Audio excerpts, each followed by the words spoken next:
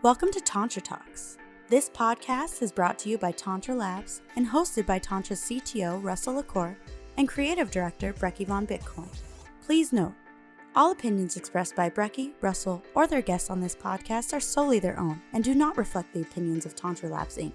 You should not treat any opinion expressed by Brecky, Russell, or their guests as a specific inducement to make a particular investment or follow a particular strategy, but only as an expression of their opinions. This podcast is for informational and entertainment purposes only. Previously only open to accredited investors, Tantra Labs will soon be open to the public, offering 12% interest on your Bitcoin. That's higher than our competitors and much higher than your bank. To learn more, visit tantralabs.io. All right, now back to the show.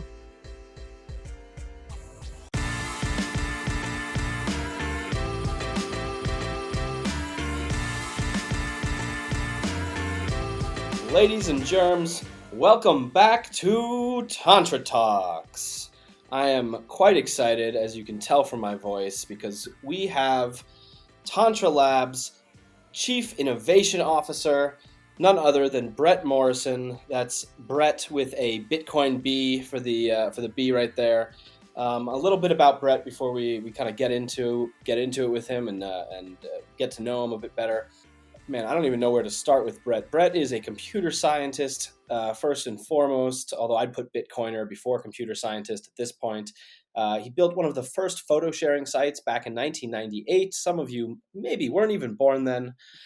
He co-authored a patent for search, which dealt with question and answer matching. So if you go on Google right now, maybe not Google, I'm not sure. We'll find out where the search happened, but you can thank him for that. He built a very large e-commerce company right here in Los Angeles with over 200 employees. Perhaps my favorite part of his resume, aside from the Bitcoiner part, of course, he worked as a director over at SpaceX. So we have to talk about that, and we will talk about that. And Brett is also, if you ever meet him in person, or if you ever have heard him on the pod before, he's a stand-up guy. He is very passionate about a number of different causes, one of which is mentoring young engineers. I would love to talk about that a bit as well. But before we do any of that, Brett Morrison, how are you doing, buddy? Fantastic, Brecky. Nice intro. Thank you. All from memory, I promise. Tell everyone a little bit about what you do at Tantra Labs, if you will, and then we'll go back in time and we'll start from the beginning. So Chief Innovation Officer, what the heck does that mean? Sure. It means helping the company innovate and kind of get out of the comfort zone of building tech in a minimalistic way and innovating and bringing something new to the community and to the world and to its customers. So my job is to assess what Tantra's strategy is and how it's going to be different and stand out amongst competitors and offer something compelling for customers to have and to use. So primarily day to day, that means talking a lot with Pedram and Russell and helping them kind of meet the goals of Tantra Labs. So the approach on some of these things is very important, like how you start a project and what you name it and what the levels of the tech stack are and how they live and how they're tested and how they're monitored and how they're presented and what platforms they support and are they mobile first. All those types of things are super important as you build out tech. And so I'm there to kind of help advise Russell and Ped on the best strategy for those things. So it's really rewarding, and the pace of innovation at Tantra Labs is quite fast. So I'm happy to see that with a small team, how much they've achieved both with the quant algorithms that are being built and also the front end user interfaces. Yeah, it's just a great opportunity to move fast. I love it. I know you like to move fast. We'll talk about some of your speed addiction later. Not that kind of speed, the driving kind. But so it sounds to me like you're essentially like me in a way. You're an ideas guy, but you kind of take what I do to a whole nother level, where you actually you come up with an idea or you listen to someone else's idea, and you have the technical know-how to sort of basically say what's doable and how best it could be done. I come up with ideas that are, cost $1 million and they're totally undoable. And someone like you has to bring me down to earth. Is that, do I have that right? Yeah, I've been a computer scientist now for quite a while, and I've learned a lot through my career. And so I've kind of uh, learned the hard way in some ways and just experienced a lot. And I hope I can, share that experience with others. And that's part of why I like to mentor young engineers and kind of help them along the way when they're um, struggling with an approach to a problem. I can bring something to them that maybe they hadn't thought of. I love that. So, what got you into computers then, if I can ask, and sort of what was your journey in computer science? Because I know, I'm what would you call me? I'm a I can print hello world. I've got some very very basic Python skills, but that's about all I got. So how did you first get into computers? Did you break them Yeah. apart when you were a kid and put them back together? And what was your first language? And how did you get to Brett Morrison today from pulling apart computers? You know, it's very vivid in my mind. It's vivid in my mind because when I'm passionate about something, I remember the moments that were kind of significant in my life and my decision making. So I started when I was about 12, I think. I convinced my parents to buy me an Atari 800. I think I paid for half of it and they paid for the other half. And it was a lot of money back then. And I was so excited to be able to use that. And it was a stretch for my parents to buy for me, but they did it.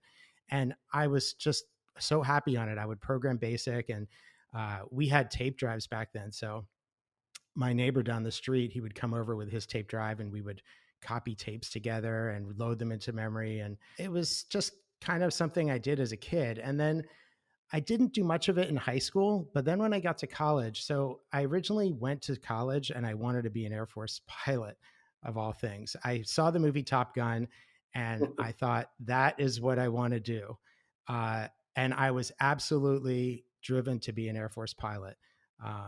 And today, well, just aside, flash forward today, I am a pacifist and I could never harm another human being. I could never pull a trigger. I could never drop a bomb. So I'm glad that I never went down that path for whatever reason. It just didn't work. So but back then that's what I wanted to do. So the reason it didn't work is because my vision wasn't 20/20 when I was around 18. It started getting a little worse. So I needed glasses. And back then there wasn't really LASIK surgery. So they said, unless you have natural 20/20 Yeah. vision, you cannot be qualified for the pilot program. So I dropped out of ROTC and I had taken an intro to computer science class, and I was really good at it. It just came so naturally, and I was looking around, and all my classmates were struggling with it, and it came very easy for me. So I thought, wow, I love this, and I started tutoring some of the classmates, and even I would tutor sophomores when I was a freshman. I really had a knack for it, and I thought, okay, this is what I want to do. So ever since that moment, I've just been completely in love with programming and building systems, and it hasn't changed now in my whole career. I still feel that way. I'm still super passionate about tech, and it's what I love to do. So let's talk about programming for a sec, but not the usual programming. Um, you said that you wanted to become a pilot, and it's funny because I have a family history in the military as well. A few generations back, my grandfather was in the army, and another kind of side story. He actually he studied electrical engineering back then. There wasn't like a computer programming or computer science discipline at all. And when he left the army, he actually built one of the first companies that was servicing the like room-sized computers in the Pentagon. So we got to talk about this later at some point Mhm. because it's really cool. But I also kind of I was a very patriotic kid. Like Mhm. I took the red, white, and blue pill that was given to me in school, and I believed that my government was good. And to this day, I still believe that the ideals of America are the best in the world. It's the ideals of freedom. It supersedes what our country actually is. And our country is our country, but the ideals they are separate and apart. And I think a lot of people can subscribe to those ideals. But in terms of the programming I want to talk about, I have a quote here from you. It was actually from your Meet the Team article, which I will drop a link in the show notes. I wrote the article, so I wrote that after an adolescence that Brett describes as, in quotes, the typical religious and government brainwashing of the 1970s, he broke free from that mental prison and went on to graduate with a yada, yada, yada, yada. So I'd love to kind of dive into this change that happened to you, and we can relate this to Bitcoin if we want as we go on. But as I went down the Bitcoin rabbit hole, I realized how much I had been programmed by schools and propaganda and things like that, and how much I had to unlearn in order to then actually learn. So I'd love to kind of hear your thoughts on what that was like for you, and how it's affected you, now. Yeah, Brecky, I didn't know that about you. That's very similar to what I experienced, and that's cool that we both kind of had that awakening. I certainly grew up believing in the Pledge of Allegiance, and now when you think about it, Pledge of Allegiance, what? Right? Wait, why do you have to stand there and pledge allegiance to your nation? What is that? And I used to be all for it, and I just when you grow up and you and these imprints are made on you when you're young, they are very powerful and they're kind of hard to undo. Mhm. And so I was I was told that you pledge allegiance, you stand, you put your hand on your heart. But when you look at it and then you think about it, what pledge allegiance? That doesn't make sense. You shouldn't have to pledge allegiance to anybody or anything. Mhm. Nothing. No pledges. I don't buy that at all today. Um, so yeah, I grew up very programmed. My parents didn't know any better. I don't fault them for it. Mhm. It's just the way it was back then, and still today for a lot of families. I've kind of gotten past that myself as a parent. I've certainly gotten past it, but I can understand why if you don't think about these things and you just accept them and not question them and not consider maybe the alternatives. I can see how these programs are very powerful and how people don't really know any better. And I was like that for a long time personally. So I'm so much happier now that I realize that I was programmed, not in a nefarious, sinister way. That's just how it was. It wasn't ever meant to be. It's just they didn't know any better. So it's okay, and you live, you learn, and you evolve, and that's, I think, really hard to do. But once you realize that, it opens up the whole world to you because you realize you don't have to do anything you don't want to do. Or Mhm. so yeah, Bitcoin was part of that too, and in the last since 2011 when I first looked at Bitcoin, so 9 years of that awakening as well has also helped. Yeah. 100%. It makes a lot of sense, and I really do like that acknowledging the fact that it's no one individual's fault. I don't fault my parents either for anything that they taught me that I now disagree with. But at the same time, it, people need to understand that people have jobs. Parenting takes time and effort. It's hard to analyze every little thing you do, and so judging those events is just not helpful to anyone. It's better to if you were programmed a certain way and you've realized, great, move on, learn from Yep. it, and sort of keep going. Yep. Yeah. But yeah, I was, man, it's strange to think back because it wasn't, even for me, the deprogramming was more recent than anything else, and it was definitely because of Bitcoin.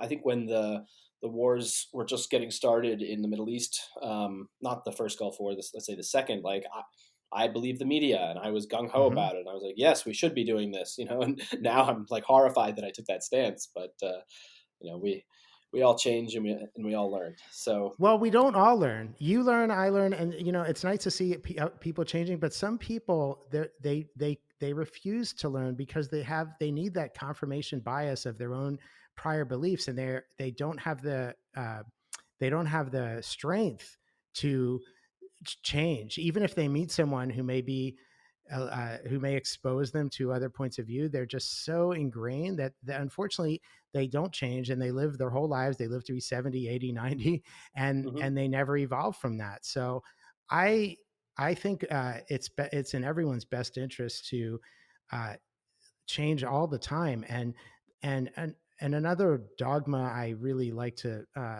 follow is just the past is behind you. It means nothing. All that matters is the present, and to me, just the short-term future. That's it. It really is the power of now. It's about what you're doing now, because the past is over. You'll never Mhm. get it back again. It is gone. So let it go and live your life for now and the near-term future. That's it. And we have so many people in this company that I learned from. I learned so much from Russell in terms of meditation related things and mindfulness things, but you as well and Pet as well. So I'm very grateful that we've got a lot of spiritual and intellectual power over here to learn from. One thing I wanted to bring up though, which now that I remember you saying it just now, I think it's kind of funny, is that you said that I think when your eyes were opened and you were you reprogrammed yourself and you were much happier for it. I think that's actually hard for a lot of people, because it's much easier to be ignorant and to live in, like you were saying, to live in this sort of like closed system of your own design, than to acknowledge the change and acknowledge these for many people frightening facts. Let's say. So I think what you've done, it takes something special to reach that level, and then to be calm about it, and keep your maybe indignation about injustices in check, and learn to be happy even with all those other things happening. Um, Yep. Yep. so I mean, just being alive is enough reason to be happy, in my oh, opinion. I love that tweet you did. Yeah, I saw that the other day. It was like, Yeah. what was it? If you're reading this, you're alive. Congratulations, or something like that. Yeah, yeah, it's my pinned tweet. I think I did it like a month or so ago, and I woke up one day thinking, "Wow, I'm alive. I could be dead right now, but I'm not. I'm here." And so, I mean, that if your base needs are met, your base needs, food, clothing, shelter, uh, uncensored internet, I would throw in there as a base need. If your base needs are met, then everything else is extra. So, sure, I mean, some people have it better than others, and we've seen a lot of that lately bubble up to the surface. And it is great to see um, a light shined on the inequalities of people, and new voices are increasing in volume. And but just being alive is quite fascinating and amazing, just to be alive. And so It's I value that very much.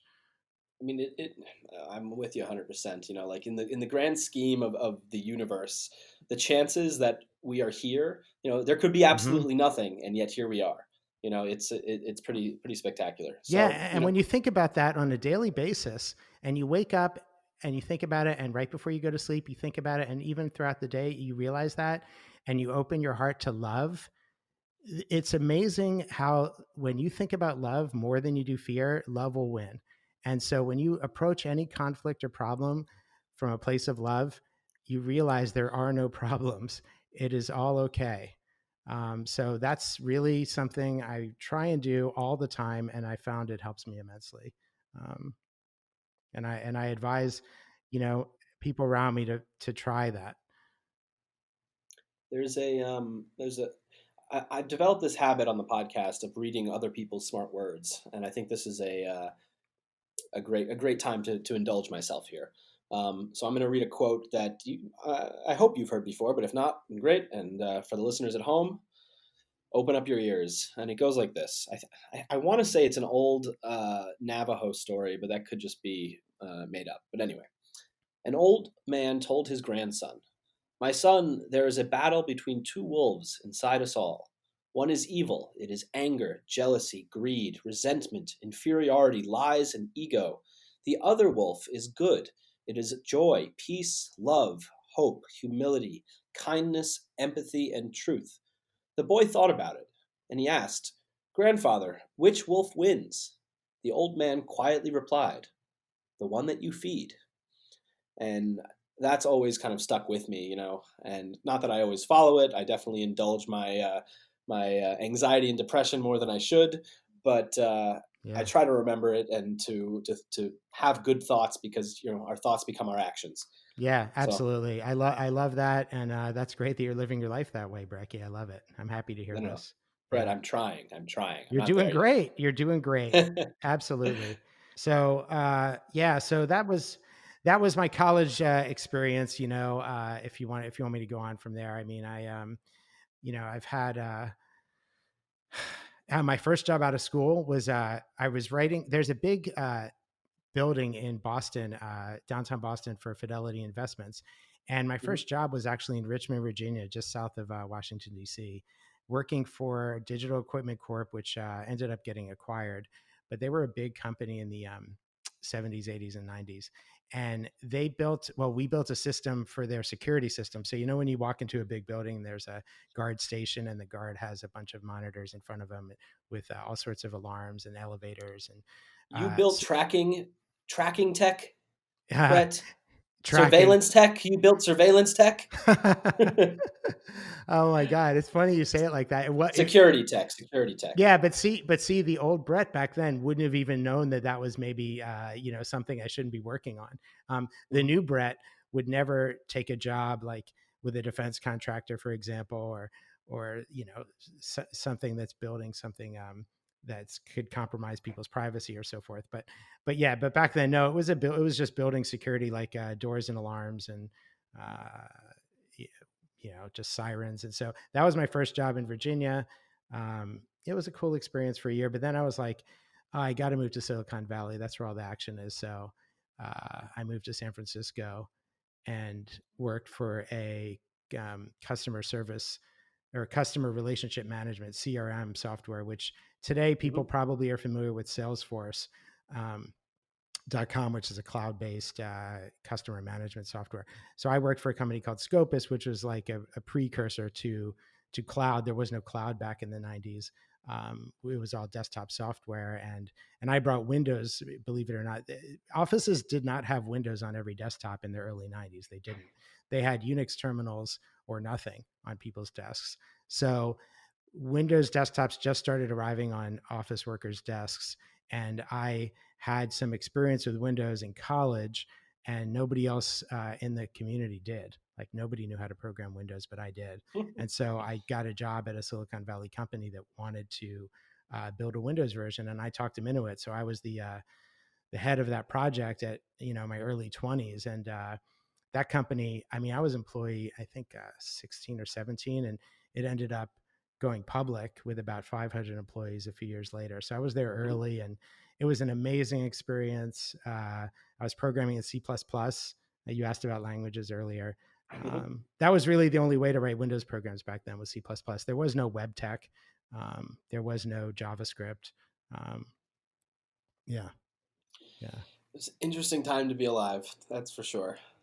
Um, so I'm looking here at kind of the rest of your wonderful accomplishments, and I'd love to hear a bit about the photo sharing site you were working on, the patents you were doing, and I think that was also kind of around the time of like the .com boom. So I'd love to get your perspective on what it was like back then, because you know I was focused on much more mundane things, let's say.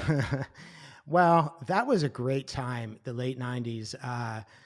The .com bust happened in the year 2000, when basically um, the markets were so kind of oversubscribed and saturated with a lot of ideas that didn't really shouldn't have ever really gotten large amounts of fundraising. So it just kind of imploded on a lot of companies, and then was a few years after that, there was kind of a lull in internet development. But leading up to that bust, I myself and one of my college friends who was at Microsoft at the time decided, hey, let's quit our jobs and start a company together. And that was kind of a risky idea, but we knew we were onto something. So we started a photo sharing site called eMemories, and Hmm. I chose the name eMemories instead of ePhotos or Photos because I knew it's not just about photos. I could see people sharing video online, and this is Hmm. back in 1998 when it wasn't. I mean, now it's so obvious.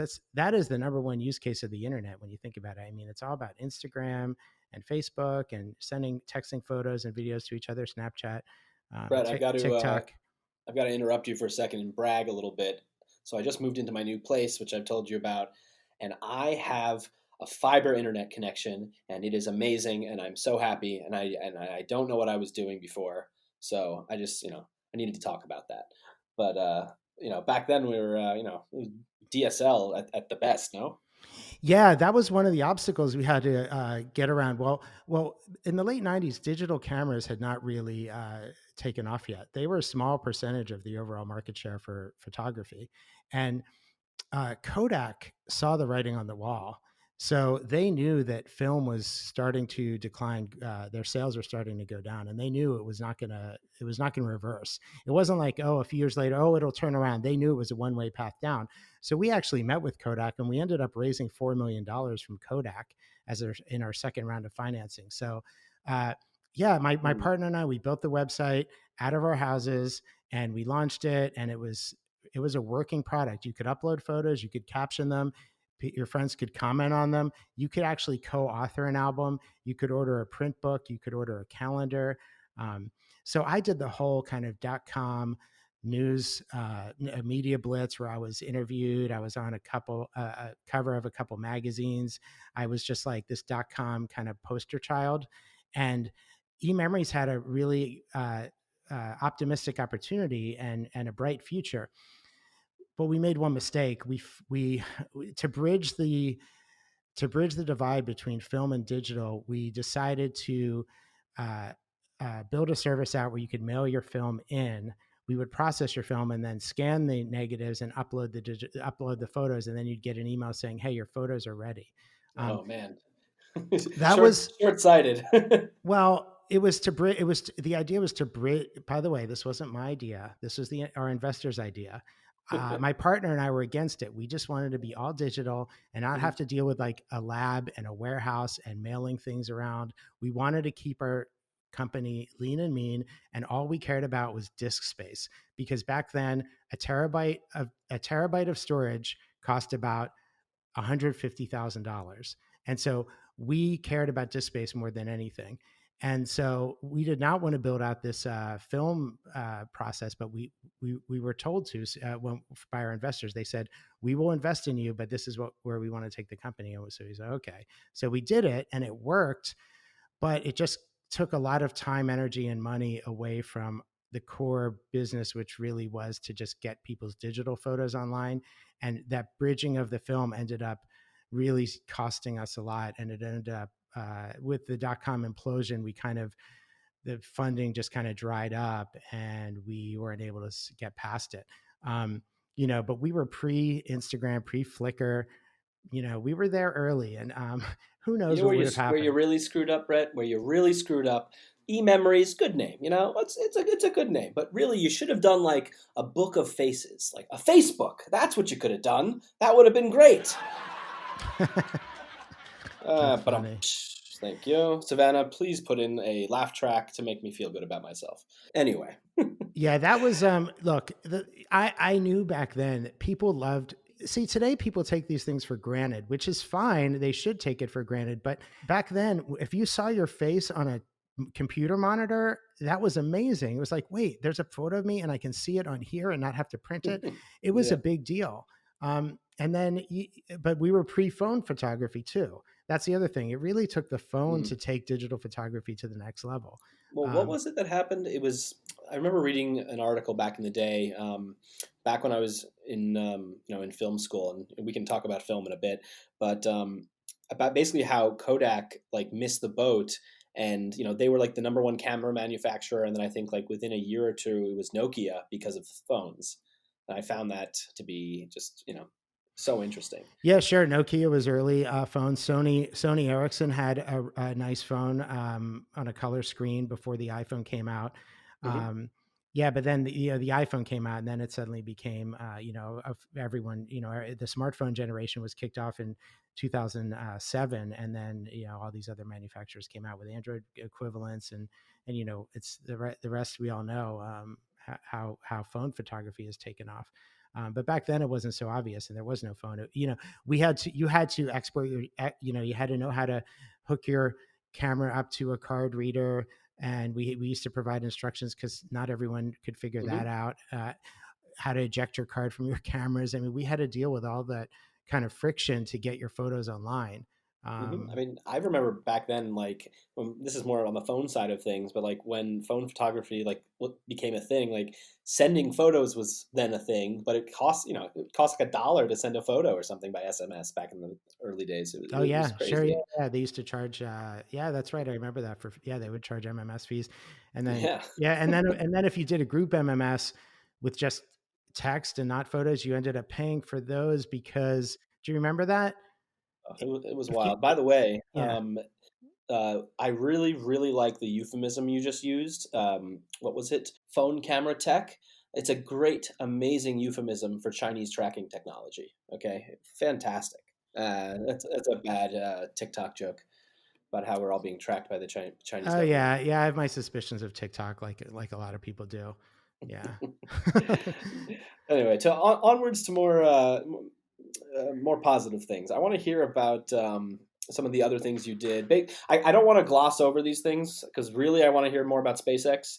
But if you could tell us about the e-commerce company you built, and then talk about your time with Search, I'd like to dive into that a little bit too. Oh yeah, in between, right after my job at Scopus in the CRM channel, I Hmm. was the CTO of a company that was an early pioneer of web-based chat. So when you visit a website and the chat bubble pops up and says, "How may I help you?" We were one of the first companies that did that. It was called Acuity, and when I Hmm. was there, I co-authored a patent for Search where it was an indexing patent where we would, if you asked a question, we would index based on the question, which hadn't been done before. Usually indexes were based on keywords inside an answer. So I co-authored a patent where we would index on the question. And so we were able to return results extremely quickly. Back then compute power was a lot slower and more expensive. So when you could save seconds off a search, it would save money. Today, it's all about milliseconds, and again, you take these things for granted. But back then, in the late '90s, that was a big optimization that I was happy to be part of. Yeah. So after eMemories, I started. Well, I was in the movie business for a couple of years, um, which was We can great. dive into that for a little bit. I'm a recovering movie industry veteran. Yeah. Um, yeah, the movie business. I mean, it's like, yeah, it What drew actually you is. into it? It actually has a good story. A friend of mine named Robert Griffin, he had a big exit with his software company right before the bubble imploded in 2000. His software company was called Octane, and it got bought by another company, which got bought by Amazon. So he had a big exit, and he was super happy about that. And we were very good friends. And he came to visit me in LA, and he said, "Brett, I just had this big exit. You're in Los Angeles. You just dropped up eMemories. What are you going to do next?" And at the time, I was consulting for another company. It wasn't that. It was just a kind of just they hired me to be like a senior architect. And I was contracting. Anyway, he Hmm. said, "You're in LA. How about we start a movie company, and I'll be the chairman, and you be the president, and we'll make some movies." And I looked at him and I thought, man, that's kind of a cool idea. And this, if I don't say That yes sounds to fun. this, if I don't say yes to this and I stay in tech, I'm going to regret that I didn't at least give it a try. And it was, again, a crystallizing moment for me. I remember what chair I was sitting in the Beverly Wilshire Hotel on Wilshire Boulevard in Rodeo. And we Hmm. were sitting there together drinking coffee or scotch. I don't remember what drink we were having, but I remember where I was sitting. And he said that to me, and I thought, why not? This guy, my good friend Robert wants to do a company with me in the movie business. Of course, I'll do that. So about a month later, we had an office on Sunset Boulevard, and I'm reading scripts. And it was such a departure for me for after being in tech. It was zero programming. I only used my laptop for email. The internet, wasn't like it is today. And Hmm. and and and I was reading scripts and just meeting with people and just learning the movie business. And we ended up making two movies, one of which was named The Cooler, and it's a story about a guy who goes to Las Vegas, and he's such a loser and has such bad luck that he walks around the casino floors and people start losing. So the casinos hire him to walk around and chill the tables out. Yeah, it's a great idea, and the Yeah, that's screenplay funny. was amazing by a really smart director named Wayne Kramer, writer director. And so I met with Wayne when I first read the script. Robert read the script too and said, "Brett, you should meet with the director." I said, "Yeah, I will." So I scheduled a meeting with the director. We had lunch, and he shows up at lunch with a book about, I don't know, about a foot thick of storyboards, and he says, "Brett, I know you like the script, but I want to show you my shot list and how I storyboarded the entire movie." And he walks me through all these scenes, and he storyboarded every single shot and knew exactly what he wanted to do. And he said, "I think I can get William H. Macy to play the cooler." And I Mhm. said, "Okay." And I called Robert Griffin from the lunch, and I said, "Hey man, Wayne thinks he can get William H. Macy." And Griffin said to me, "Tell him if you can get Macy, we're in." And I remember that moment. And so I walked back to the table and I said, "Hey Wayne, if you can get William H. Macy, we're in." And I stamped I pounded my fist on the table in a positive way. And he said, "All right, man." We shook hands. And man, about a week later, he said, "Yeah, I got William H. Macy." And then I said, "All right, we're in. Let's start papering this thing." And then 2 weeks after that, Wayne calls me. He says, "Yeah, I got Alec Baldwin to play the casino boss." I was like, "Okay, this is great." So we made the movie happen. We shot it in Reno, and we did a Sundance premiere. And the movie was very well received. It got bought by Lionsgate, and then Alec Baldwin or got an Oscar nomination for Best Supporting Actor. So that was nice to see the movie get an Oscar nomination, and he ended up losing to Tim Robbins from the movie Mystic River.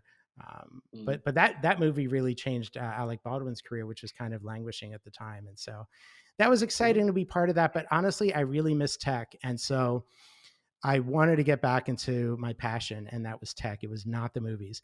And it's funny because if I talk to people about my tech career and my movie career, everyone just wants to talk about the movie career. There's something about the entertainment business, especially in Los Angeles, and especially when you leave Los Angeles and people, they just want to know someone who had anything to do Yeah. with any movie. So it's like, it's not as It's exciting as it really is. It's not, it's a business.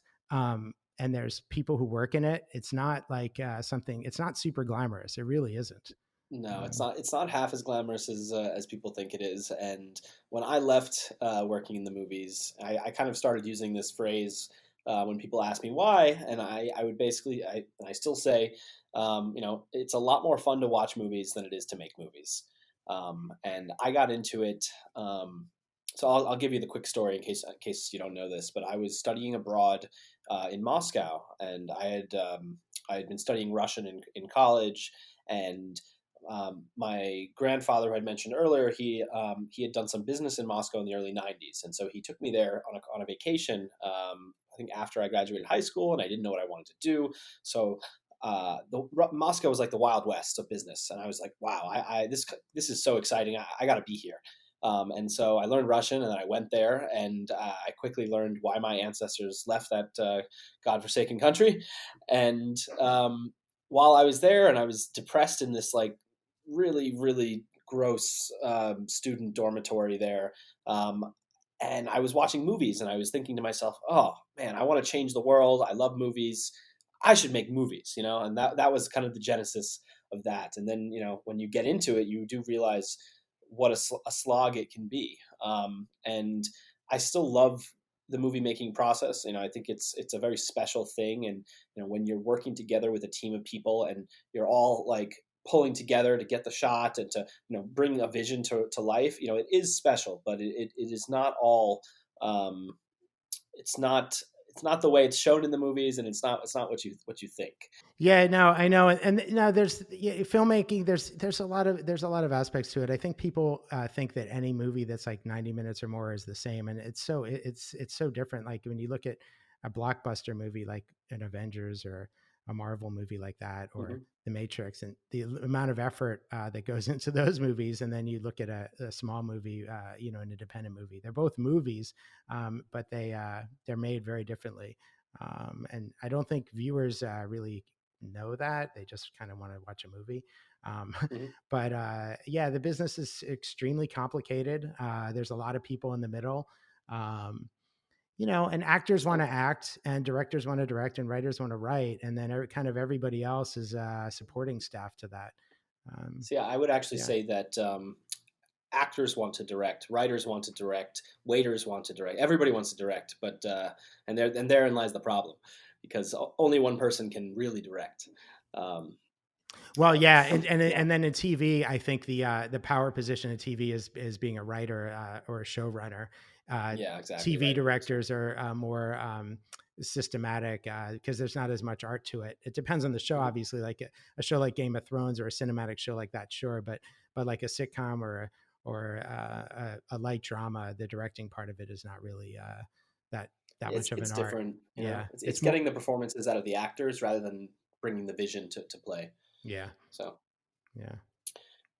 movies that ended. That Where'd you ended, and go, then and where'd you go afterwards?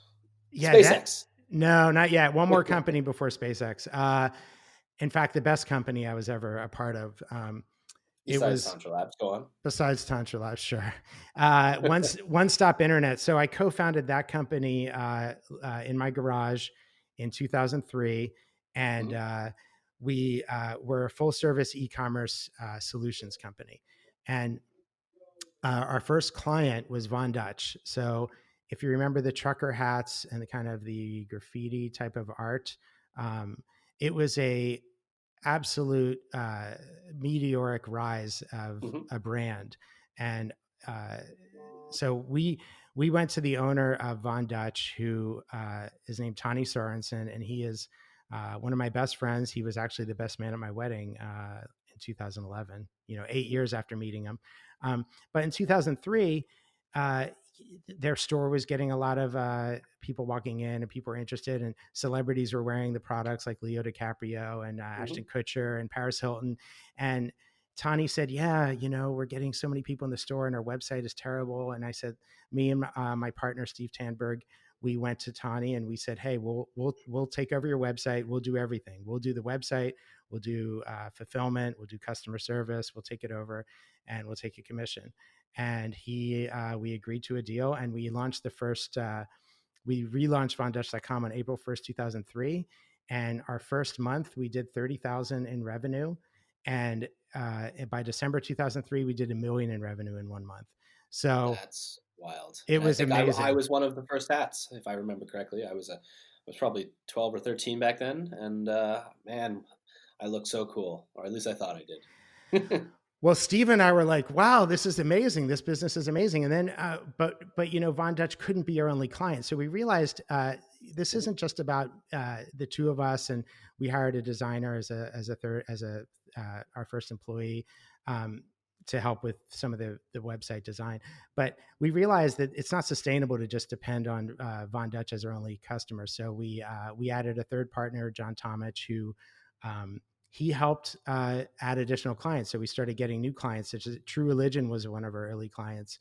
And then we got J Brand and Seven for All Mankind and John Varvatos and Oliver Peoples and Trunk, which did rock and roll T-shirts, and Harajuku Wait a second. Lovers. Hold on a second. Hold You on a second. recognize some of these?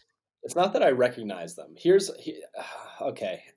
We got to go back into the whole programming thing again real quick, Yeah. because half of those brands were brands that I wore and I loved. And John Varvatos is still my favorite brand to this day. No kidding. Mine too. I wore True Religion jeans. Uh-huh. I had, what was the other one? J something. J Brand. J Brand. I had that too.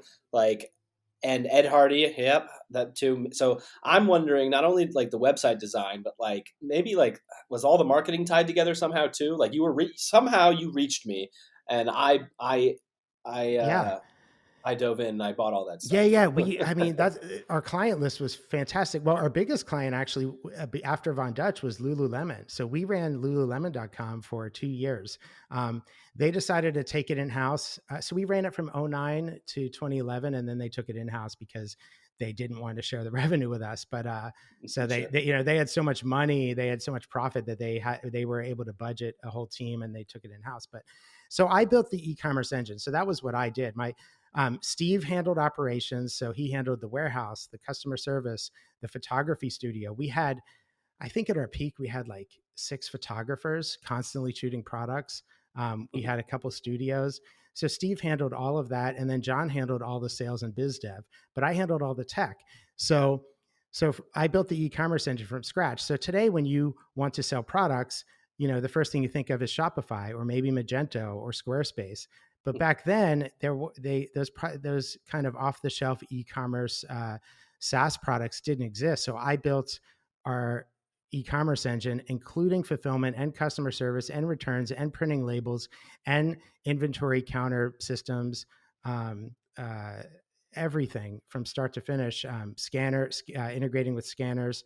So a mini version of Amazon back in the 2000s. So, and I did it the first couple of years. We were very much bootstrapped. We did not raise money. So we were profitable from that Von Dutch burst of sales in 2003, and we managed to not need to raise money. We didn't take any investment money until 2008, 5 years later. So I've raised quite a few rounds of VC financing in my career, which is also a whole story. I think I've raised 8 rounds in my life. That's those all have unique stories to them as well. But yeah, we would sign 5-year contracts with these e-commerce brands and be end to end. Yes, we did the marketing and as well. We didn't do brand identity and we didn't do manufacturing of goods. So, and everything was on consignment. So that was the beauty of our business. The reason why we were always profitable is because we didn't take any inventory risk. So the brands like John Varvatos would just ship us an allocation of clothes. We would put them online and then we would pay them their percentage of the gross sales.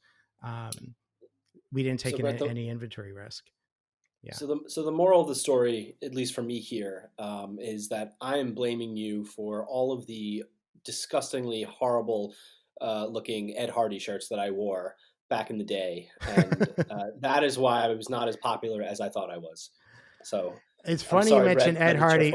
Well, Ed Hardy was actually Ed Hardy was an adversary to Von Dutch. So out of respect for our relationship with Von Dutch, we blacklisted Ed Hardy. I don't mind saying that now, but we could not do business with Ed Hardy because it wasn't aligned with our relationship with Von Dutch.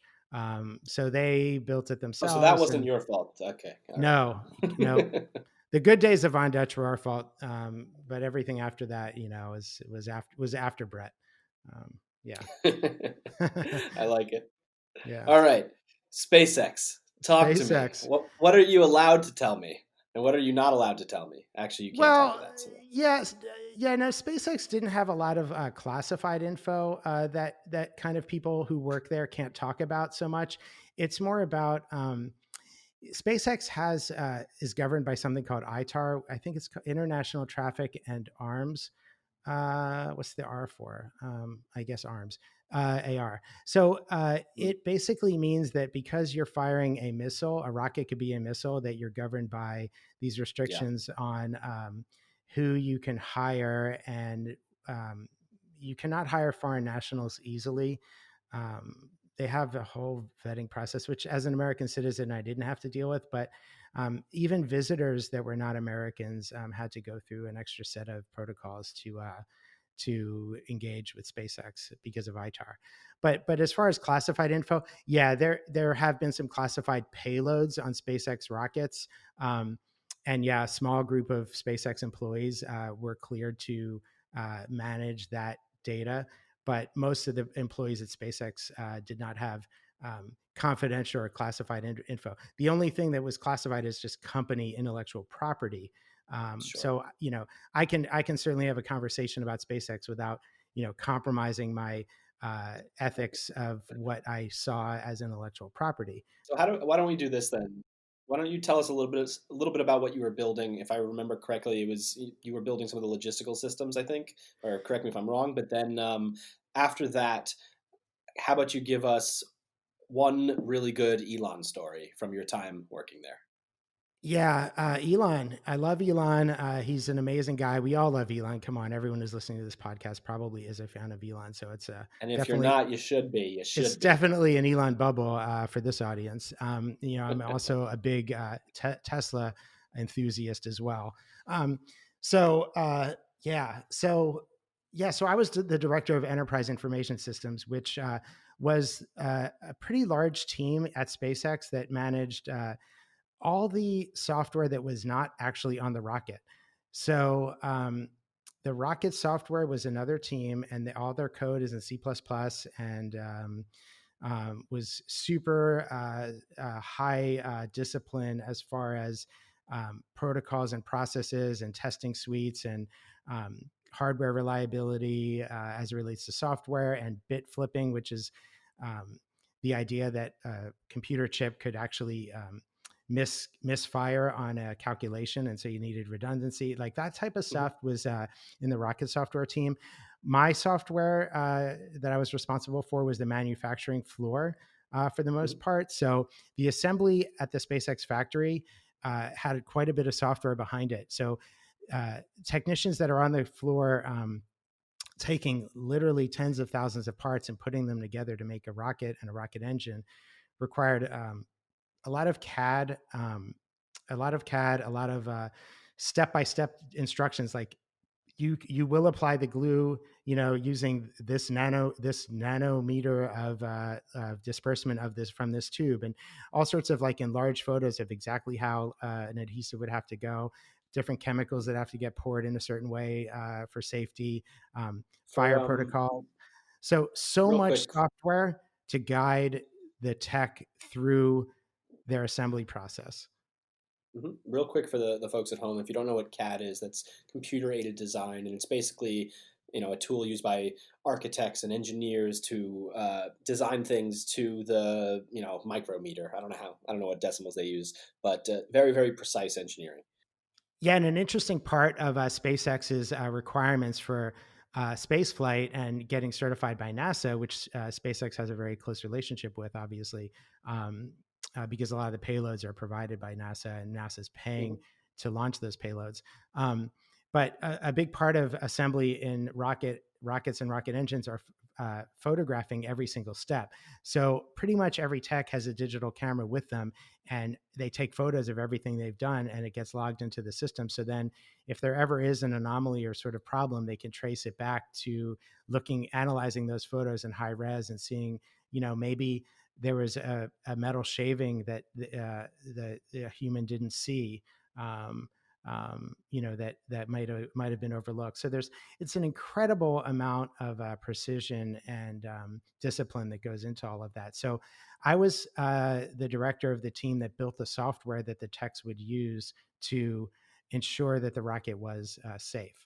And I was so happy where in December 2015, I was there the first time SpaceX landed a rocket on the drone ship, the very first one. And it was one of the most exciting moments of my life, being there with the team behind the screens, watching it all, screaming as loud as we could, getting high fives from everybody, jumping up and down. It was really quite an experience that I'll never forget. So I was happy that I was there during that window of time. And now flash forward to 2020. I mean, I don't know how many rockets they've successfully landed, but I think they've only had a couple that have missed in the last 5 years. It is pretty amazing, and I think we're at a really, really cool period of time where there's this reinvigoration of the space industry, we'll call it now. And I can't imagine what it's like for you, but like I still remember, like I grew up in Florida, so multiple times a year, or at least once a year, like the entire school would just pause. We would all go out to the like track and field, and we would just wait. And then next thing we'd know, you'd see the old space shuttle going up, Oh, and that that's was nice. incredible. That's awesome. And we Yeah. were 3 hours away by drive, like, and you can still see it. Oh, that's cool. And it was just very special memories there. And then now, what I think is really incredible and really smart, and it's obviously by design, is the social media around it and the way that they're building the hype again. It's so brilliant. Like I was glued to the live stream of this latest successful launch with the first manned launch.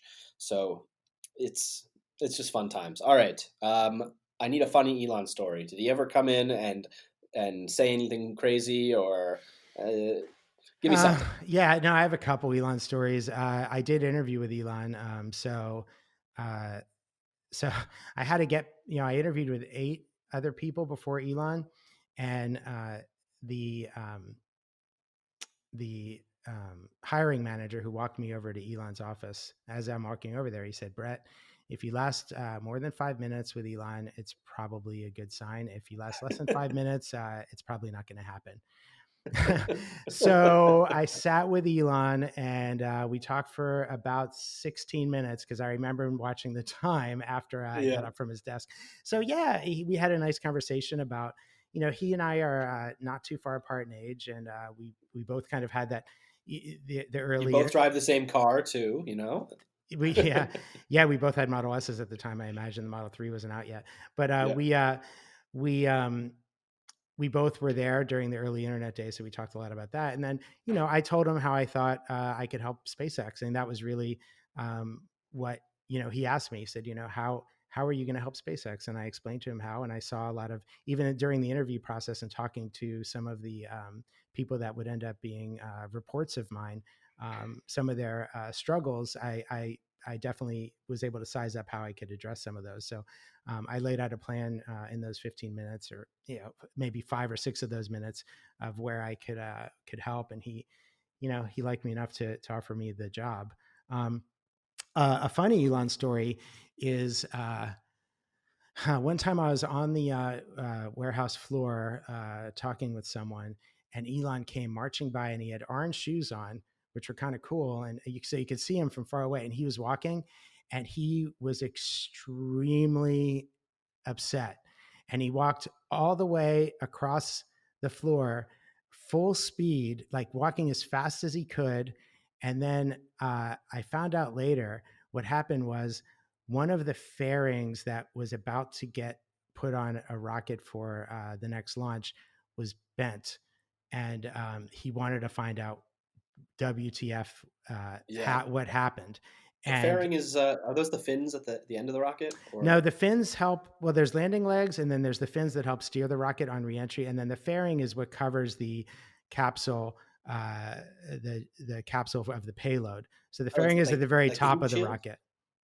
Like a heat shield, or no? Yeah, yeah, it's That's a heat shield, and it gets ejected once the rocket exits the atmosphere, because it's no longer needed without wind elements. When you're in space, there's no aerodynamic need for it, right. so it comes Right. off.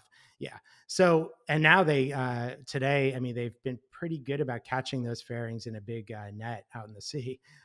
But yeah, one of the fairings was bent, and he wanted to find out why. And yeah, I mean, I heard some shouting, and then I kind of walked away. I didn't really, it wasn't something I needed to be involved with. But I just remember seeing the kind of urgency and seriousness in Elon's face at that moment.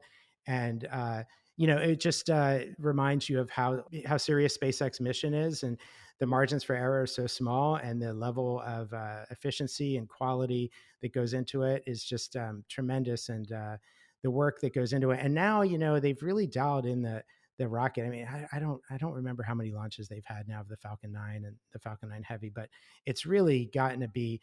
Elon's always said, I want it to be so kind of mundane and boring at some point, just like flying a commercial jet, where Mhm. it's like not a big deal. You see a jet in the sky, okay, no, there's another one, okay, this one lands, okay, refuel it, take it off again.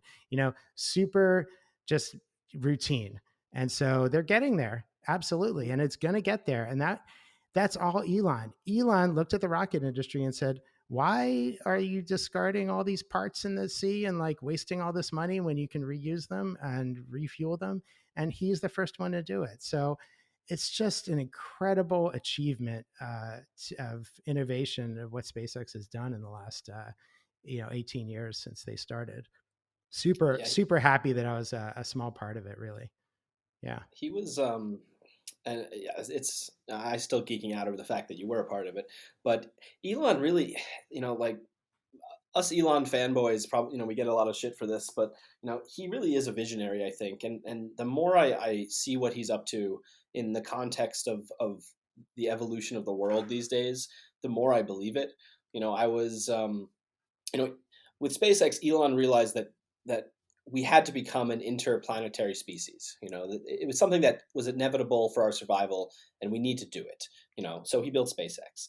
And I was laughing the other day because I was looking up videos of the Cybertruck, and I found the video of Elon with Jay Leno giving him like a demo of the truck, and they're talking about Elon's talking about the special glass they use, and he's saying, oh, it's bulletproof, and Leno's like, bulletproof, well, what do you need a bulletproof car for? And Elon kind of seriously is like, well, why wouldn't you want a bulletproof truck, and he says, in case of the zombie apocalypse, in case something happens, and it got me thinking, not only like as a corollary to the idea that we have to become interplanetary, like it's almost necessary to realize that, like, well, shit, Earth is gonna go down the tube.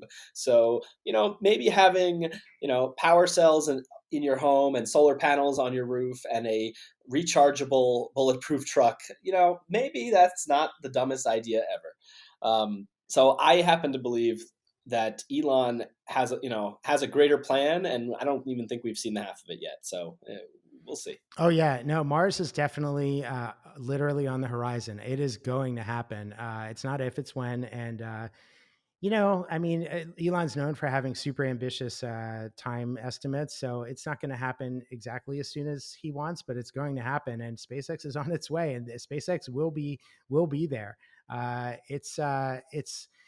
I mean, one of the things I used to say when I was there, I would say, I want to code on Mars. I mean, I see it. All right. So wait. So let me ask you this then. You have a very particular set of skills, sir. And let's say Elon called you up and said, hey, buddy, we're going to Mars. We're starting a colony. It's a one-way trip. Are you in? I'm in. All right. Yep. I've been on Earth for long enough. I'd be happy to go. I'd consider it an honor. I'm there. So I think you're one of the few who'd say that, and I'm not so sure that I'd have the cojones to do that, but I respect the hell out of it, and who knows, maybe we'll see. Yeah, well, Elon has a great joke. So he says, "I want, I can see myself dying on Mars, just hopefully not on impact."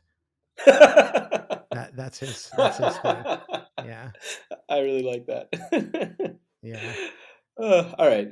We've done SpaceX. We covered what I wanted to cover. Let's talk briefly about my favorite subject in the world, which is Bitcoin. But let's maybe tie it into who you are as a person, into your activism. I don't want to really get too much into recent events, but anytime something important is happening nearby, like you're always sending me photos because you're always going there, and you're like a citizen journalist.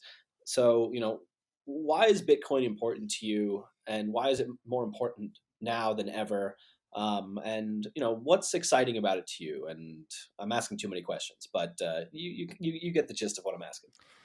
Yeah, I mean, you know better than anyone how complicated that question is, and how complicated Bitcoin is, and how when you go down the what we like to call the rabbit hole, there's no end to it, of learning and thinking and meeting new people and understanding of it. It's amazing, and I love the community so much. I think I can answer that kind of distilled into two kind of talking points, which I think are for me the primary ones. I would say one is it's decentralized. And so, my version of what that means is there is no office you can barge into. There's no CEO that you can demand does this or that. It is completely spread out across the entire internet, just like the internet itself. So that concept, and that the way that Bitcoin lives as a decentralized piece of software, to me, is incredibly incredibly powerful. And then the second thing, and this one's a little bit more topical, especially in 2020, is the endless money printing. And the reason I say 2020 is because there's been a unbelievable amount of money printing this year, and it's making me nauseous. Can you do your best impression of the sound? I can't. No, I can't even roll my R's. I know what you're saying. You do. Let's hear you do it.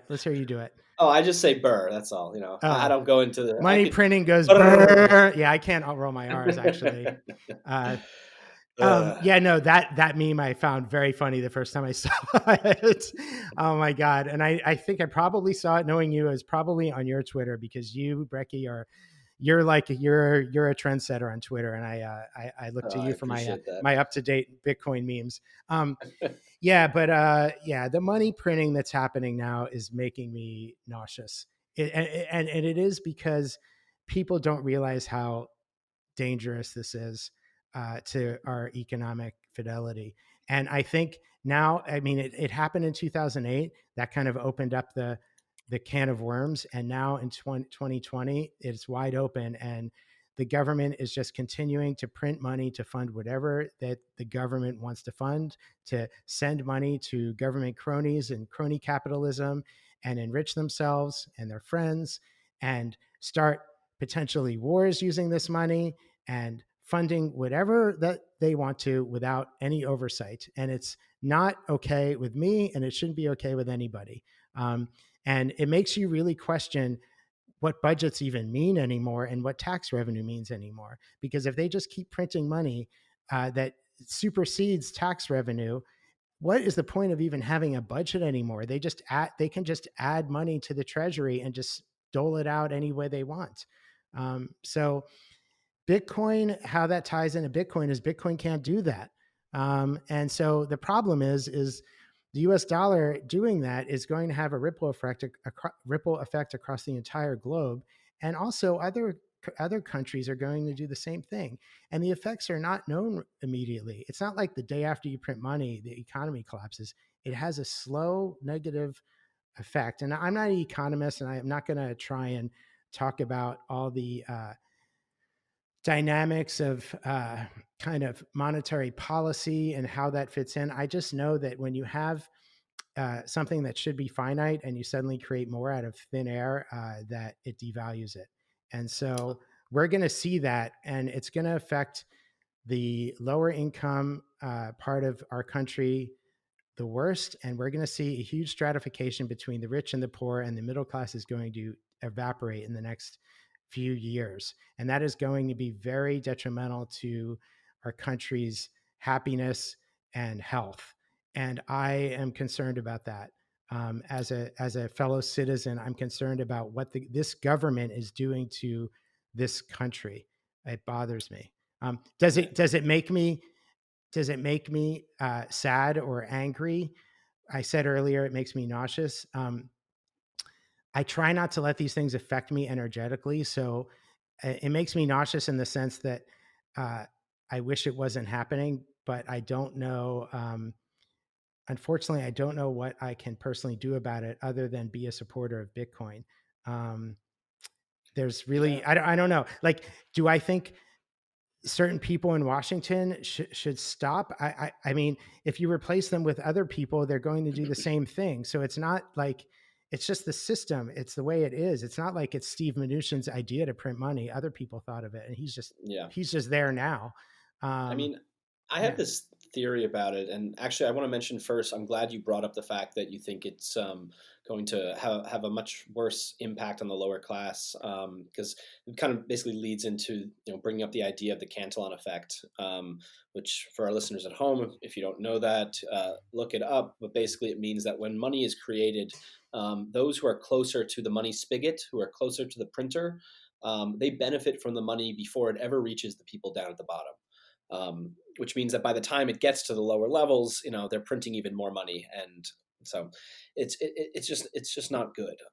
But there is one thing that I've been thinking about lately, and maybe you'll agree with it, is that all of this money printing, I think most Bitcoiners and even non-Bitcoiners can agree is on the whole not a good thing, but I almost think that, like, I don't want to say it's good for Bitcoin because it's not a good thing, but they're burying themselves, like by the government printing all this money, eventually, like, I think it's giving more time for us and for the rest of the world, for the lower classes of people in the world to find Bitcoin and to benefit from it and to maybe start holding a meaningful percentage of their wealth in it, because I think that eventually, when the can can't be kicked any further down the road, governments are going to wisen up to the fact that shit, we need hard assets like Bitcoin. Governments already hold gold, even though we're not on a gold standard. Why are we buying gold? Why are these countries buying gold? Because they understand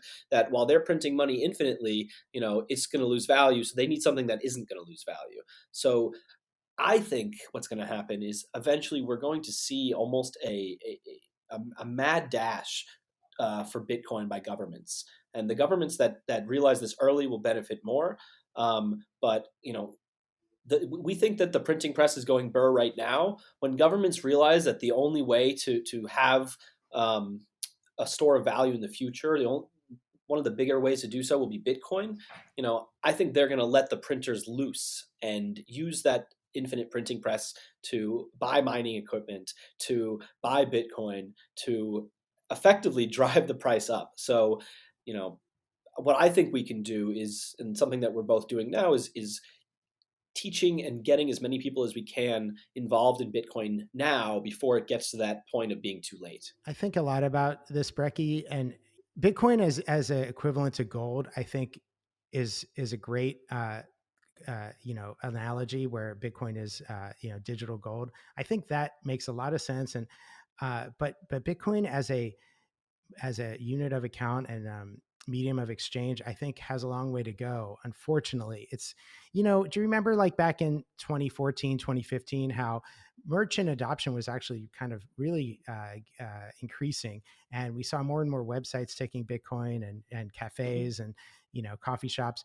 We're all taking Bitcoin, and we were super excited about it. Oh my God, they take Bitcoin. And we were encouraging merchants to take Bitcoin. And then BTC Pay server came out. Oh, you don't need you don't need a centralized company, BitPay or anyone else to take Bitcoin.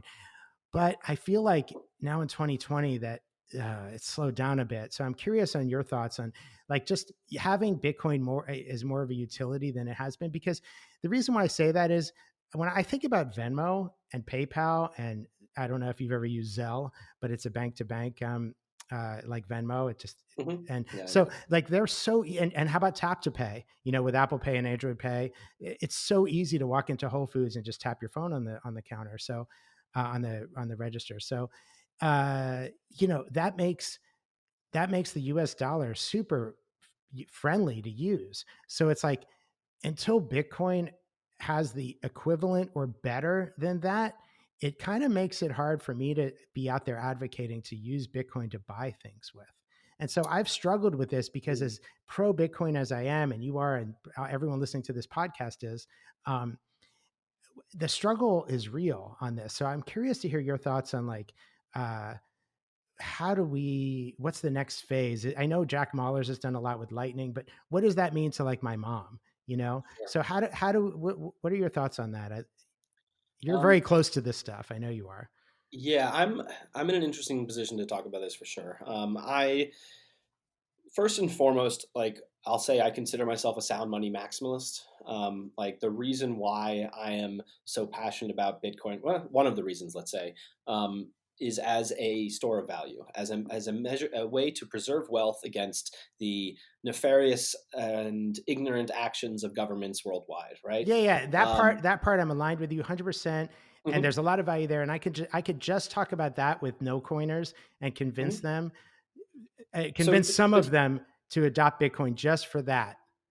Well, so here's the thing though, is I think, because I think that's the most important thing right now. Well, actually, you know what? Let me walk it back. Bitcoin is different things to different people. That I think is a very important thing that people need to realize. Like I have friends in Venezuela who are actually using Bitcoin and creating circular economies. I was on a live stream the other day with Isaiah Jackson, who's the author of Bitcoin in Black America, and he's talking about how Bitcoin can really be a tool for the Black community to opt out from the financial system. And use it as a currency that can't be controlled, that the wealth can't be stolen by the printing presses. So for some people, I think it will become what you're thinking of sooner, based off need. But like your grandma, let's say, like the dollar works fine, and I think for payments, and I think that's totally okay for now. So I'm not going to claim to know what Satoshi meant with all of this. But I do think that, Bitcoin arose not to fix payments, but to fix money, to fix the base layer of money. So, I'm not so concerned by the fact that, I'm not going to be paying for things in Bitcoin often, let's say, for the near future. I do use, like you mentioned, I use Strike, which is a fiat to Bitcoin rail that does it immediately so that there's no taxable event. And anytime there's a merchant who I want to buy from and they accept Bitcoin, I try to do it because I'm trying to do my part. But I just don't think it's quite as important to focus on unless it's important to you in this moment. But it's a hard topic because a lot of people have been talking about, how is it going to evolve, or they look at money and say, oh, it has to be a store of value, and then it becomes a medium of exchange, and then it becomes a medium of a unit of account, and or some people rearrange that order, and they're doing so by using a comparison to the monies that we've had. And I think that is not false, just not the whole picture. Bitcoin has many characteristics of gold. It has some characteristics of other currencies, but it is something bigger and far beyond those things. It's an evolved form of money. So I think the monetization process that we're going to see play out isn't going to be like anything we've seen. And so my personal my prediction is that we're going to see the store of value use case and the medium exchange use case evolve at the same time. And I think the pace of both will vary based off whatever's happening. And I think that's a good thing. I think it's okay. So that's kind of where I'm at. Yeah. Yeah. Yeah, the light has shined on Bitcoin too a bit more in the last few weeks, just given all the money printing. I think there's a real story there that needs to be told. I don't see people questioning all this money printing as much as I'd like to. I mean, we see it in our community, in our bubble, and your Twitter followers are talking about it, Brecky. So are mine. But like, sometimes we get caught up in our kind of myopic, echo chamber. And, I like to think about like the majority of the world and the majority of America, and even the majority of my friend circle that really don't follow this at all. They don't even care about money printing. They might know it's happening, but they give it zero attention. Zero. I mean, they just don't consider it. I mean, think about if you're a lower income person or household, and like in this latest pandemic, like you lost your job, like you don't have time to question the money printing if No. if you're waiting for the stimulus check to come in No. to make ends meet. Yeah, exactly. It is very hard to keep up with everything that's happening in the world, even the big things that will affect you. I mean, here's a small example of just that concept. I was in Cuba a few years ago, and every single car, is old and emits this horrible exhaust, and the air quality is terrible. But nobody cares because they have so many other things to worry about. But for me, if people were to drive like that in West LA, you'd be like, oh my God, their car is spewing all this exhaust. I can't believe it, because we're not used to that. But when you're used to something, you don't notice the forest through the trees, And so like in Cuba, Problems are relative. Problems are relative, and they're worried about, eating and, just taking care of their base needs. And, but to me, as a Los Angelino going to Cuba, it was like shocking to see how bad the pollution was. But to them, it was just not, it was like number 80 on their list of priority of things to worry about. And to your point, when you're waiting for, an unemployment check or stimulus or whatever it is, you're not like, nobody's talking about the money printing. It's just happening. And you've got the president tweeting about trillions, and nobody's stopping to ask, well, where's that money coming from? Is it going to be is something else going to be cut in the budget? No, it's just created out of thin air. And you know what? 60 Minutes tried. We both saw this, right? There's the Fed chairman, Jerome Powell, was on a couple weeks ago. And then a couple months ago, the deputy, Kashkari. Neil Kashkari was on, and we've seen the memes. I mean, they both talked about the money printing, They And flat out they admitted flat that out admitted that it, 60 Minutes. Brian yeah. Pelly, Scott Pelly, he asked great questions. I was very happy, but he kind of like let it go. Like after they said it, I wish he would have said, do you think that's a sustainable policy for this country? What is the downside of money printing? He didn't ask that. Like I was hoping he would do that. He was set up to do it. He was teed up and he just didn't like go there. You know, they've got canes on the brain, and you know they. Who was it who said it? Was it Upton Sinclair? There's some quote that basically it's like how does it go? It's like if your salary depends on not understanding something, then you're never going to understand it. You know, and they are part of the system, and they have to keep that system going. And you know, if they didn't believe if they didn't believe the bullshit coming out of their own mouths, they probably wouldn't be able to work there. You know, so yeah, it's interesting to think about. Can I drop an F-bomb on here? you can, Or do you have to mark the podcast as well, explicit? Brett. No, we don't. But Brett, you're a pacifist, so no bombs whatsoever, please. Well, verbal bombs are okay. Okay, all right. Well, it's really fucking irresponsible and it fucking pisses me off. I'm really like, it's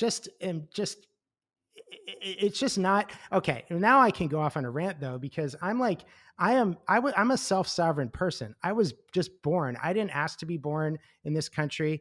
I just arrived. And so, yeah, I'm governed by the laws of the soil I live on only because I have no other choice other than to leave the threat country. Of force, you know? It's the threat of violence. That's exactly, everything trickles down to violence. So, okay, if you don't do what we say you need to do, we will arrest you and throw you in a cage. That's what the state will do to you. And, nobody asked for that. We all inherited that. Somehow we all kind of agreed to that. But I'm saying, I do not agree to that. I did not sign anything when I was born saying I agree to be bound by the laws of this nation. So it's not even about laws or criminal activity. It's just about I don't want to be governed by anybody, and nobody should have to be governed. It's just government is there supposed to make things more kind of balanced. And like think about roads and fire departments. It's good to have communities that kind of aggregate resources and share some costs that are for shared shared needs, like everyone uses the road. Okay, so let's all chip in and pave the road. Everyone needs a fire department on standby, so let's pay for that. But as far as funding wars and it's just we didn't sign up for this. We just kind of are into it. And I resonate with a lot of resistance ideologies and more anarcho-capitalist way of thinking. And I think that it's a growing minority. And I really like what I'm seeing in that community. And I think there's a lot of closet anarcho-capitalists in there too that don't even know it yet. I mean, you don't have to put a label on it, but well, what I say to that is like, and what's funny is like when you're in the Bitcoin world, there's a huge overlap with like the anarchist world, and lots of people in that world have said, "Oh, come to this anarchist conference and go to this and this and that." And frankly, like I say no, one, because I don't need to be on a government list that identifies me as an anarchist, and two, because frankly, I believe that Bitcoin is the greatest form of anarchy that we've ever seen and probably ever will see. Like I personally think that if your goals are the libertarian anarchist goals, then you should be supporting Bitcoin like as much as you can. That's one of the most effective ways, I think, to kind of achieve that end goal. And I wanted to touch on one thing before we kind of wrap things up, and that's you were talking, I think you were a little depressed about the fact that people weren't speaking up about the money printing as much as they should be. And I want to push back a little bit. I'm a little hopeful because I think now you're seeing folks like Dave Portnoy. I don't know if you know him from Barstool Sports. You know who he is? Or no. Not really? What is that? What does he do? So Barstool Sports is that website, the very popular website and whatnot. And with the I think you're going to find this so interesting, is with the decline of live sports due to the pandemic, they had to kind of pivot a little bit. And Dave is I think, founder and CEO of Barstool. He's been day trading on left and right, all day long on live streams for like the last month.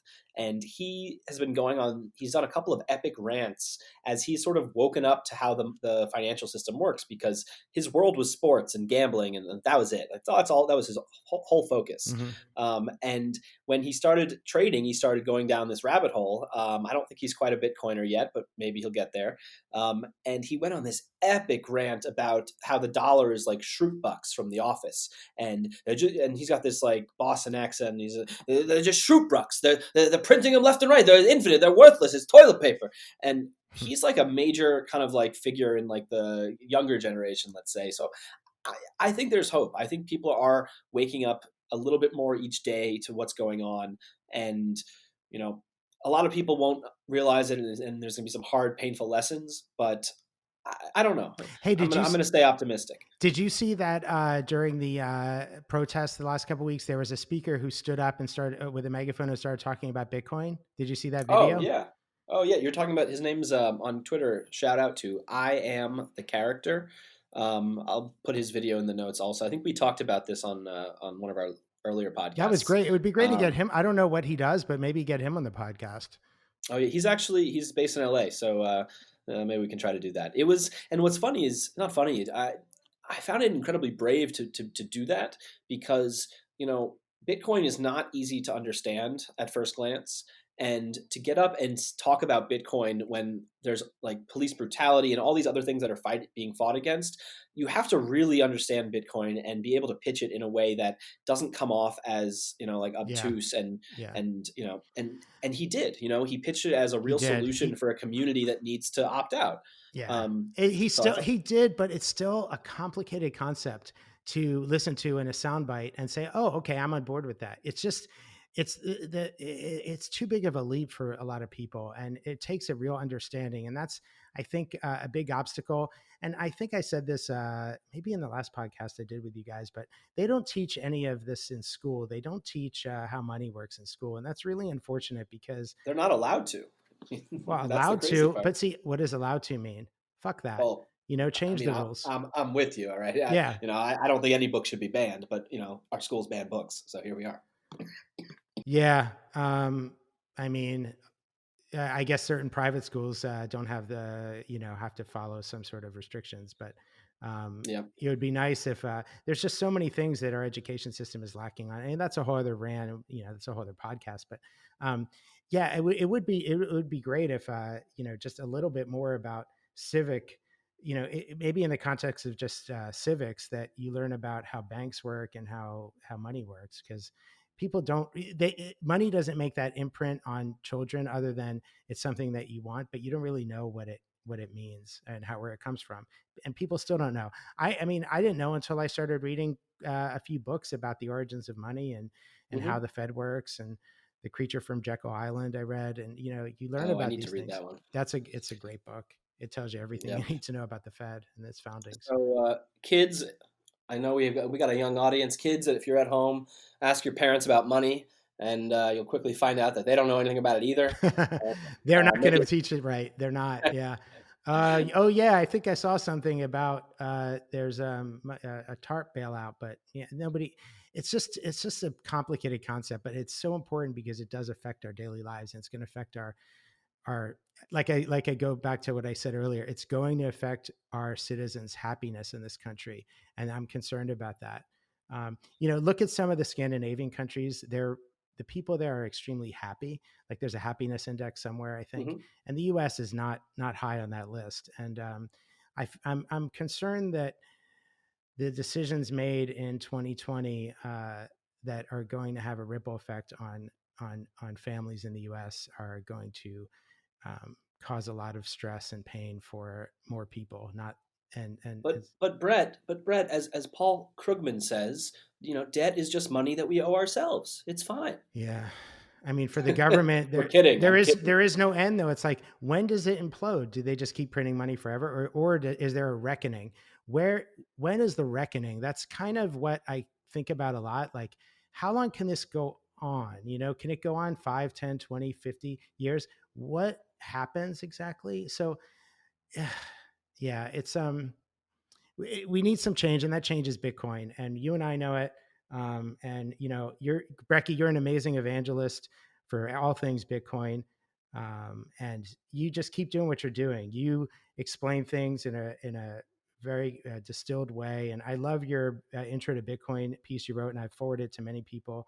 But I don't know if they read it and understand it. I don't know. I can only send things along and give my thoughts and advice, but what people decide to do is really up to them. And it's a lot of work to to kind of spread this message. I'm sure you must be kind of a little bit exhausted. You have a lot of energy, which I really admire about you. I go through phases. There's times where I need to take a little break from Twitter and I need to not think about Bitcoin for a few days, and then I'm back in action again. A lot of people have said, and I tend to agree, that the structure of Bitcoin, the way it works and the way it was designed, number is going to go up, it's going to do its thing, and it's going to pull people in.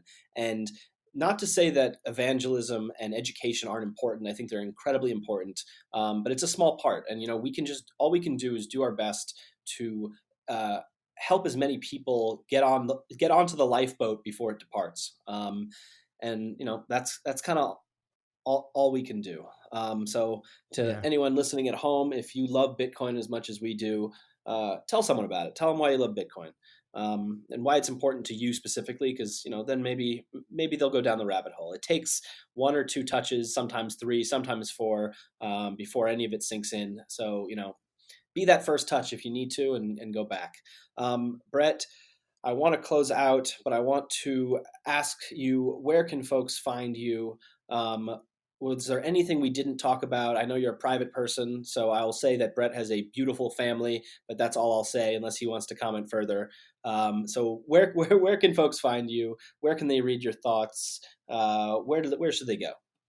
Thanks for saying that. Yeah, I do have a beautiful family, and I'm very blessed to have people that love me and that I love. And I feel very fortunate, and I have a lot of gratitude for my friends and family, which you are one of. So thank you. Thank you, Brett. I don't tweet that much, but I do tweet sometimes at Morrison Brett, MORRISON BRETT. And then I blog kind of, I don't know, once a year, twice a year, once every 2 years, not so often, at brettmorrison.com. And I'm on GitHub. I write a lot of code still. I love it. And I'm Morrison Brett on GitHub. And Instagram, Morrison Brett, pretty much everywhere. So I also really enjoy photography as an enthusiast, and I love photographing birds and landscapes. And I was out there the day after the riots in Santa Monica, riding around on my bike and with my big lens and taking a lot of photos and wide lens and just capturing that moment in time. And then I was also out at the protests photographing them, and I caught some images.